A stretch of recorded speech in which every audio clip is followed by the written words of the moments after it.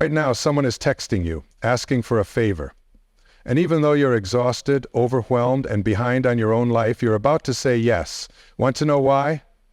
It's not because you're nice. It's not because you're helpful. It's because of something that happened to you when you were 3 years old that you don't even remember. And until you understand what I'm about to tell you, you'll keep living everyone else's life instead of your own. But here's the part that will shock you. Your body is keeping a secret score, and when it reaches 0, what happens next will terrify you. Stay with me, because soon I'll reveal the 4-word phrase that can break this pattern forever. In the next few minutes, I'm going to reveal the hidden psychological pattern that's been controlling your decisions since childhood. I'll show you exactly why your body physically can't say no, even when every cell is screaming for you to stop. And by the end of this session, you'll have a simple technique that can break this pattern tonight. But first, you need to hear about Emily's Tuesday night breakdown that changed everything. It's 9 p.m. on a Tuesday. Emily sits at her kitchen table, laptop open, tears streaming down her face. She's not crying because something terrible happened. She's crying because she just realized she can't remember the last time she did something, anything, just for herself. Her phone is exploding with messages. Her daughter needs help with the science fair, she promised. Her boss just texted about an urgent presentation. Her friend wants her to organize the book club. Her neighbor needs someone to watch their dog. Each request seemed so reasonable when she said yes. But now, sitting under that harsh kitchen light, Emily realizes something terrifying. She's living everyone else's life, except her own. But wait, what Emily discovered in her kitchen drawer next will absolutely blow your mind. I'll tell you in just a moment, but first, what happened next will shock you. But first, let me tell you about the invisible force that's been controlling Emily, and probably you, since before you could even speak. Wait. Stop whatever you're doing. Before I continue, I want you to do something that might feel strange. Put your hand on your stomach. Now, think about the last time someone asked you to do something you didn't want to do. Feel that knot forming? That tension? That's not anxiety. That's your 3-year-old self trying to protect you from something that happened decades ago. But here's what nobody tells you about saying yes when you mean no. It's not a time management problem. It's not about being too nice. It's about survival. Literally. Your nervous system believes that saying no will kill you, and I mean that literally. But before I explain why, let me ask you something. Have you ever had that dream where you're trying to scream but no sound comes out? That's exactly what's happening in your body every time you try to say no. Here's why. Picture this. A young child says, "No, I don't want to share my toy." What happens next? "Don't be selfish." A child says, "I don't like this food." The response? "You'll eat it anyway." A child says, "I don't want to hug Aunt Martha." They hear, "Don't be rude." Every single time, the message is crystal clear. Your boundaries equal rejection. Your needs equal abandonment. Your authentic self equals love withdrawn. So the child's brilliant little nervous system makes a calculation. Saying no equals death. Not metaphorical death. When you're 3 and dependent on adults for survival, rejection literally feels like you might die. So your nervous system creates a program. Always say yes. Always comply. Always please. It's life or death. Now here's where it gets crazy, and I mean really crazy. That program is still running right now, 30, 40, 50 years later, when your boss asks you to work late, when your friend asks you to help them move for the 5th time, when your family assumes you'll handle everything. That 3-year-old's survival program kicks in. Your adult mind knows you should say no, but your body literally can't. It's like trying to hold your breath underwater forever. Eventually, your survival instinct wins. But wait, here's what happened to Peter that will blow your mind, and trust me, you'll never see a panic attack the same way again. Peter was the guy everyone counted on, coaching soccer, running charity drives, serving on boards, planning family events. Everyone loved Peter until the night he ended up in the emergency room, thinking he was dying. The doctors ran every test. Nothing wrong with his heart, nothing wrong with his body. Then one doctor asked a strange question. "What were you doing when this started?" Peter's answer changed everything. His wife had just asked him to organize the family reunion. Something he'd done for 5 years, something completely reasonable. But his body, listen to this, his body literally shut down rather than say yes one more time. His nervous system chose a panic attack over another commitment. Think about that. His body would rather simulate a heart attack than accept one more request. That's how powerful this pattern is. But here's what Peter discovered next that changed his entire life. Peter realized his body had been keeping score all along. Every yes that should have been a no, his body remembered. Every time he betrayed himself to please someone else, his body kept track. The exhaustion, the resentment, the anxiety, these weren't random. They were invoices for a debt he'd been accumulating for decades.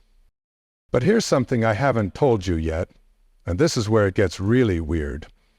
2 weeks before his panic attack, Peter had a dream. He was drowning in an ocean, and everyone he knew was standing on the shore, throwing him more things to carry. His wife threw him a suitcase, his boss threw him a laptop, his mother threw him a photo album, and instead of throwing him a life preserver, they kept throwing him more weight. He woke up, gasping for air. That dream was his subconscious mind screaming what his conscious mind couldn't admit. He was drowning in other people's expectations, and nobody even noticed he was going under.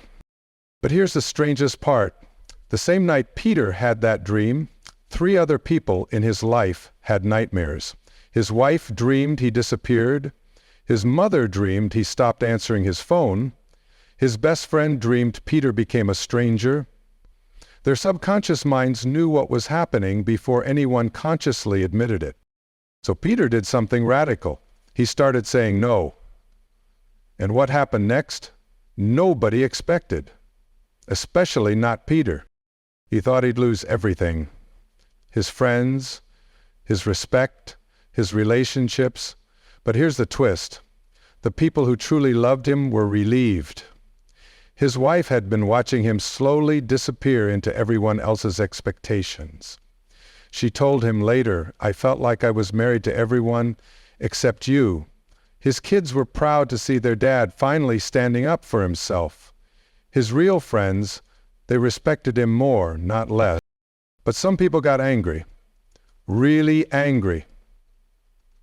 And that revealed something Peter needed to see.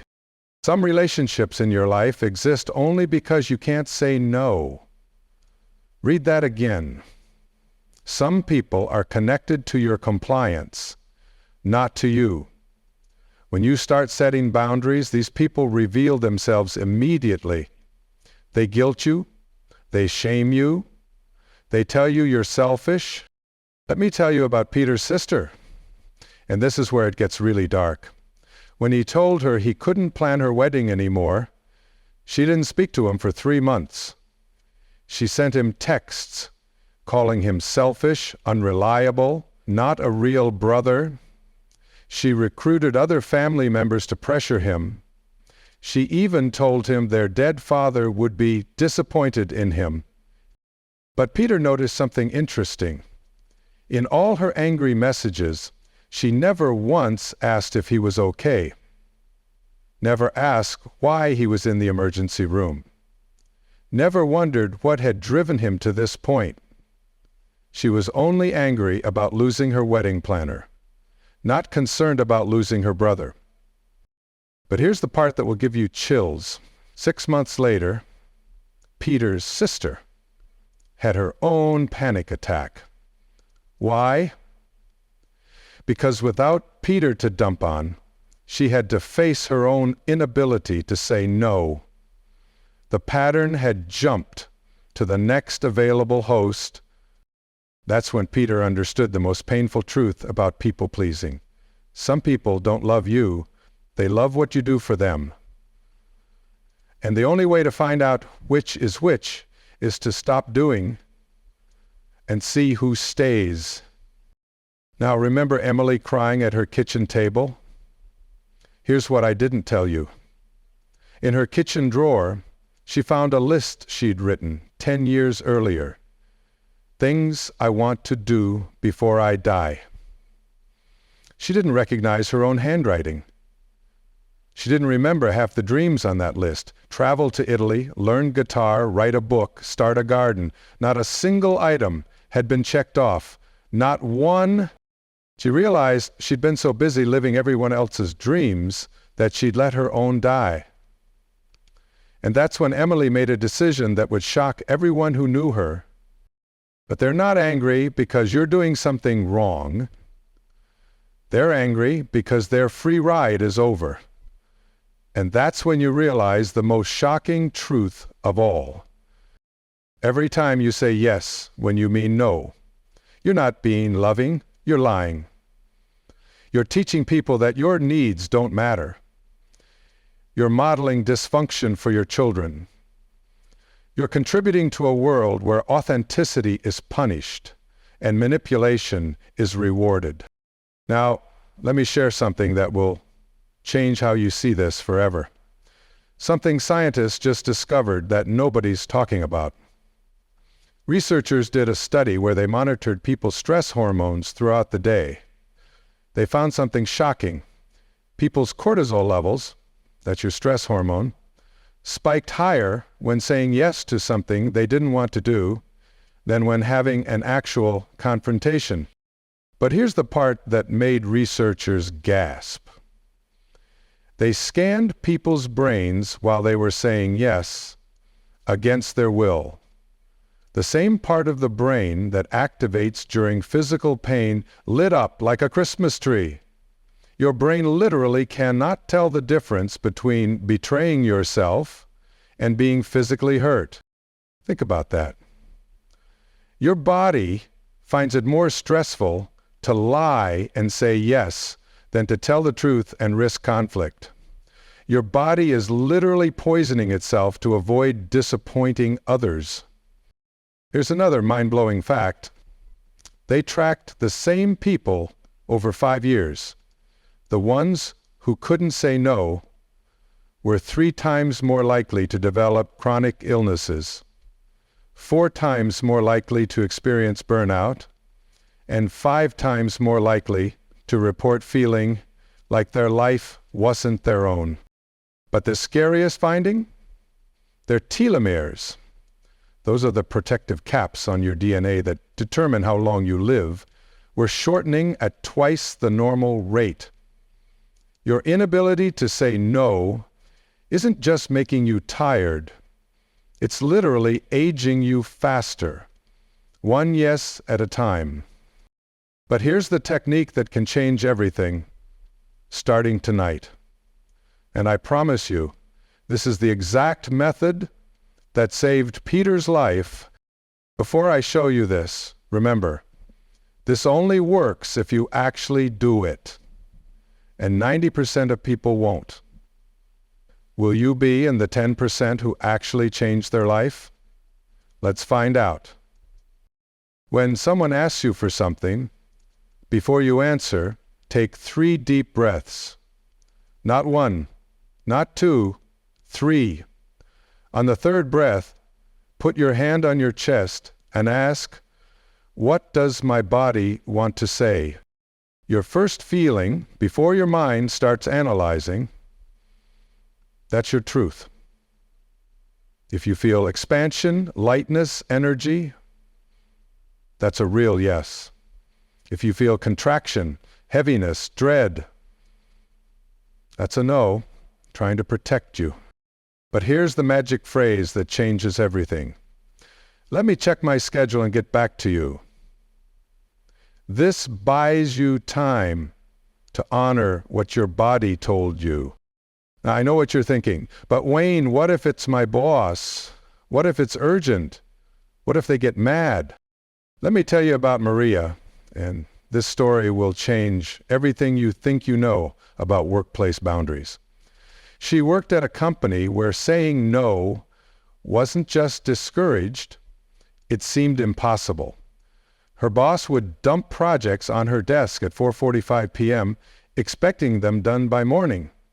For years, she stayed late, worked weekends, missed her daughter's recitals. Then Maria learned the 3-breath technique.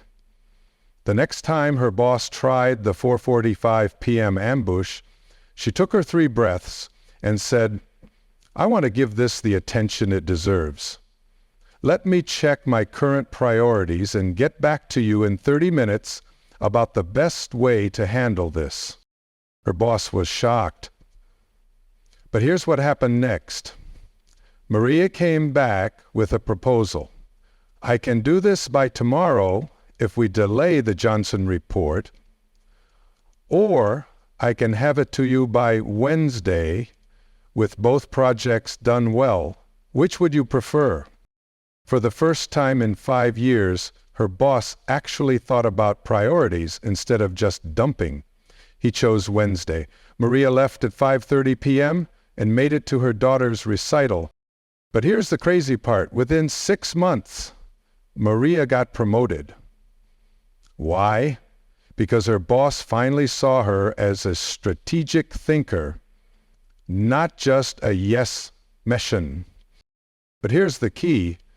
Maria didn't ask permission to have boundaries. She presented choices that honored her boundaries.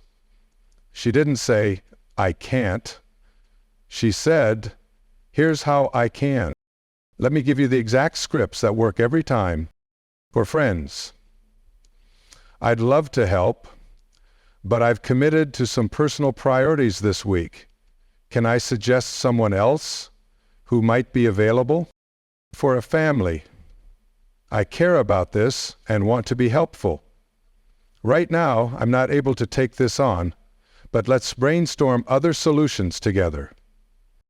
For work, I want to do this justice. With my current commitments, I could start this next month, or we could discuss what to deprioritize to fit it in sooner. For volunteer requests, thank you for thinking of me. I'm being selective about commitments right now to ensure I can give my best to what I take on. But notice something? None of these are harsh. None of these end relationships. They're kind, clear, and honest.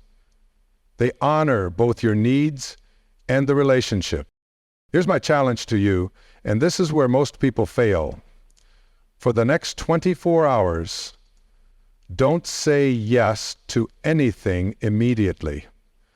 Use the 3-breath technique. Use the magic phrase. Just 24 hours. 1 day. But I'm warning you, something strange will happen. You'll feel guilty, terrified, like something bad is about to happen. Your hands might shake, your voice might tremble. That's your 3-year-old self panicking. When you feel it, say this: I'm safe now. It's okay to have boundaries. The people who truly love me want me to take care of myself. Let me tell you what happened to Jennifer when she tried this. And this is where it gets really interesting. First request came at 8:17, i.e., her coworker wanted her to cover a shift. Old Jennifer would have instantly said yes. New Jennifer took 3 breaths, felt the familiar dread, and said, "Let me check my schedule." By noon, she'd used the technique 5 times. By evening, something amazing happened. For the first time in years, she had an entire evening with nothing she'd reluctantly agreed to do. She sat on her couch, unsure what to do with herself. Then she remembered she used to love painting. She hadn't touched her brushes in 3 years. That night, Jennifer painted for 4 hours. She told me later, "I felt like I was meeting myself again for the first time in years." But here's the wild part. The painting she created that night, it now hangs in a gallery. Turns out she wasn't just good at saying yes to others. She was brilliant at art. She just never had time to discover it. But here's what nobody prepares you for, and this is crucial. When you start saying no, you'll discover something terrifying. You might not know what you actually want to say yes to. You've spent so long responding to others' needs that you've forgotten your own. This is normal. Think about it. If you've been everyone else's supporting character for decades, of course you've forgotten how to be the main character in your own life. But here's the beautiful thing. Your authentic desires are still there, waiting patiently for you to make space for them. Start small. Notice what makes you feel alive. Notice what you're drawn to when nobody's asking anything of you. Notice what you think about when your mind wanders. These are clues to your authentic self trying to emerge. Peter discovered he loved woodworking he'd completely forgotten, but as a teenager he'd spend hours in his grandfather's workshop. Once he cleared his calendar of obligations, he found himself drawn back to it.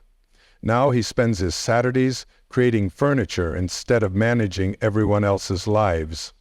Last month, someone offered him $5,000, 0 cents, for a table he made. He turned his boundary setting into a business. Emily, remember her with the list in the drawer? She discovered she wanted to write. All those hours spent crafting emails for other people's projects. She realized she had her own words wanting to come out. She started waking up 30 minutes early to journal. 6 months later, she's halfway through her first novel. A publisher is already interested. Imagine this. 6 months from now, you wake up on a Saturday with nothing on your calendar that you didn't choose. You're doing work that energizes you instead of depletes you. Your relationships are based on mutual respect, not obligation. You say yes with enthusiasm and no without guilt. But here's something even better, something that will give you goosebumps. Your children watch you model healthy boundaries. They learn it's okay to have needs. They see that love doesn't require self-abandonment. You break the cycle that was passed down to you. Because here's the truth nobody talks about. Every time you say yes when you mean no, you're not just betraying yourself. You're teaching everyone around you that boundaries are negotiable, that exhaustion is normal, that authentic needs should be hidden. But when you model healthy boundaries, you give everyone around you permission to do the same. You create ripples of authenticity that spread far beyond your own life.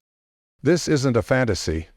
This is what happens when you stop letting a terrified 3-year-old run your adult life. The question isn't whether you deserve to say no. You do. The question isn't whether your needs matter. They do. The only question is this: how much longer are you willing to live everyone else's life instead of your own? Your phone is probably buzzing right now with another request. This is your moment. Your test. Will you use the 3-breath technique?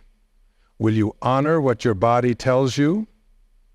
Or will you let that scared 3-year-old make another decision that your adult self will regret? The choice, for the first time in your life, is actually yours. Remember, every no to someone else is a yes to yourself, and it's time you started saying yes to the person who matters most. You. But before you go, let me leave you with this. There's a moment coming, maybe tonight, maybe tomorrow, when someone will ask you for something. In that moment, you'll feel the familiar pull to say yes. The guilt will rise. The fear will whisper. The old pattern will feel safe and familiar. That's your moment of truth. That's when you'll discover whether you're ready to reclaim your life or continue giving it away, one yes at a time. The 3-year-old inside you has protected you for decades by saying yes. Thank that part of you for trying to keep you safe. Then gently let your adult self take the wheel. Because you're not 3 anymore, you're not helpless anymore, and you don't need to earn love by abandoning yourself anymore. Oh, and remember those 4 words I promised would change everything? Here they are. Let me think about it. Simple, powerful, life-changing. These 4 words buy you time to check in with your truth instead of your trauma. Your life is waiting for you to be brave enough to claim it, and it starts with one simple word. No. But wait. Before you end this, I have to tell you what Emily found at the bottom of that list in her drawer. 3 words, written in red ink. Before it's too late. She doesn't remember writing them, but they changed everything. Because someday, it will be too late. Someday, the chances to live your own life will run out. Don't let that day come with your dreams still buried in a drawer, suffocated under a pile of other people's requests. The time is now. The choice is yours. The life you've been waiting for starts with your very next no.